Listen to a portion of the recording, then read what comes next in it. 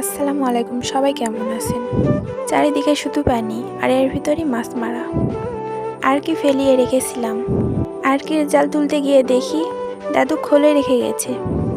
খোলইটাও ঝেড়ে নিলাম। অনেকগুলোই ছোট মাছ পাওয়া গেছে। এইদিকে জাল তুলতে লাগলাম। জালে গিরা খুলতেই একদিন। যাক, গিরাটি খুলে একে একে জালটি গোছাতে লাগলাম। আমার মাছ ধরতে খুব ভালো লাগে, আনন্দ পাই এতে। যাই হোক, আর কি তো অনেকগুলোই ছোট ছোট মাছ ধরেছে।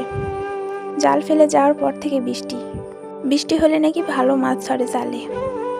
ঠিক তাই, আমি তো খুব খুশি। জাল তুলতে লেগে আবার বৃষ্টি পড়তে লেগেছে। আর কি জালে একটাই সমস্যা, যদি সাপ পড়ে তাহলে তো আমি গেছি। যেহেতু এগুলো ছেলেদের কাজ, কিন্তু অনেক ছেলে আছে যারা মাছ ধরতেও পারে না। কোনো কাজই ছোট না, সবারই কিছু না কিছু গুণ থাকে। আমাদের সেই গুণগুলোকে ফেলিয়ে না রেখে কাজে লাগানো উচিত। মাছগুলোকে জাল থেকে একে একে ছাড়িয়ে নিলাম।